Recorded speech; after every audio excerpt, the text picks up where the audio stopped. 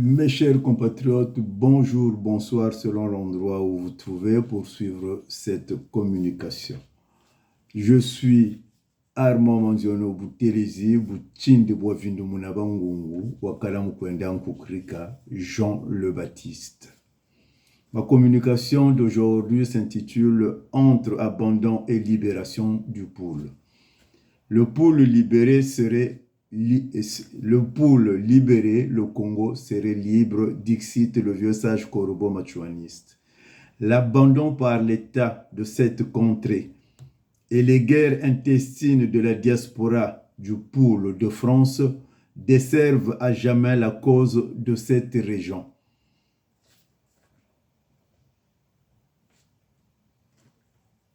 Congo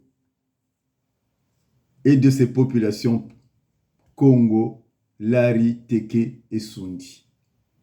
Cette problématique de l'abandon du poule a lui-même été illustrée dans le manifeste du poule signé par Cicéron Massamba, publié sur Congo Liberty et nzoïsme.com. Seul le rassemblement des filles et fils du poule est susceptible de constituer un levier d'action puissant pour porter de la voix, faire entendre cette cause, sortir la tragédie du ghetto dans lequel on tente de l'enfermer et à apporter une solution pérenne à ce qui constitue un drame dans l'histoire contemporaine du Congo. Ce drame à huis clos a été évacué du champ politique, frappé d'un omerta, de manière que personne n'en parle et que ce peuple meurt à petit feu et disparaisse. Le déni sur l'existence de Lari n'est qu'une manière de dissoudre ce drame et de gommer les atrocités des différentes persécutions dont est sujet ce peuple. Même l'opposition dite politique censée être fervent défenseur de cette problématique hallucinante est bouche cousue. La seule tentative esquissée dans les rangs de l'opposition a été celle de Jean Itadi, sorti du bois pour évoquer le souffre-douleur de cette région. Comme si quelque part l'opposition portait en elle la responsabilité d'un silence coupable. Tous les sujets sont évoqués et évocables au Congo, sauf la question du poule. Or, on sait que la marche en avant d'un pays ne saurait se faire sans son unité. En outre, le poule est la locomotive du Congo selon Pascal Lissouba. Il est le fils aîné comme la France est la fille aînée de l'Église catholique. Un poule libéré et debout aiderait la nation à se remettre debout. Son dépeçage récemment par un découpage administratif irraisonné relève d'un bidouillage destiné à nuire davantage aux intérêts de cette région. Il répond à un principe simple, celui correspondant au niveau du continent à la balkanisation de l'Afrique pour mieux l'affaiblir. Et par translation au saucissonnage du poule pour l'anéantir.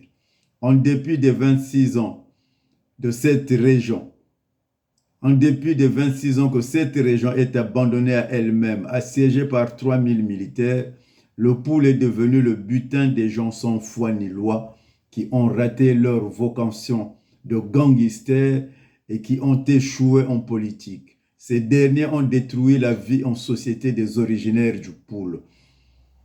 L'instruction, le tissu socio-sanitaire, l'environnement et on y a installé la désolation. Les populations du poule croupissent dans la misère absolue. Une véritable non-assistance aux populations en danger à ciel ouvert de la part d'un État voyou. C'est le désespoir total. Les populations du poule sont dans des conditions d'un peuple abruti, donc pire que celles d'un peuple de brutes. Aujourd'hui, l'homme du poule est résigné à la médiocrité des Mboshi pour justifier sa mendicité et non pas sa fainéantise, car l'homme du poule est travailleur et normatif. Comment un tel crime de masse est-il rendu possible dans une république où le parti au pouvoir prône la social-démocratie? Quant à la diaspora du Pool de France, cette dernière s'est dérobée de sa responsabilité en termes de sensibilisation autour de ce drame et en termes d'aide matérielle qu'elle est susceptible d'apporter. Elle brille dans la haine et la jalousie infondée de l'autre, des commérages du haut toit de là que je m'y mette. Pas de considération pour les autres. L'homme du Pool excelle dans l'extrémisme, soit il est corruptible facilement, soit il est intransigeant à jamais.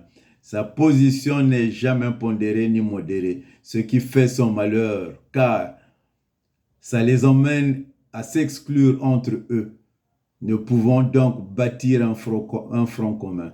Ces positions maximalistes doivent être abandonnées si nous voulons construire ensemble, sinon les autres vont continuer à casser le sucre sur notre dos. Pour la suite de cet article, je vous invite de venir sur le site www.nzoisme.com.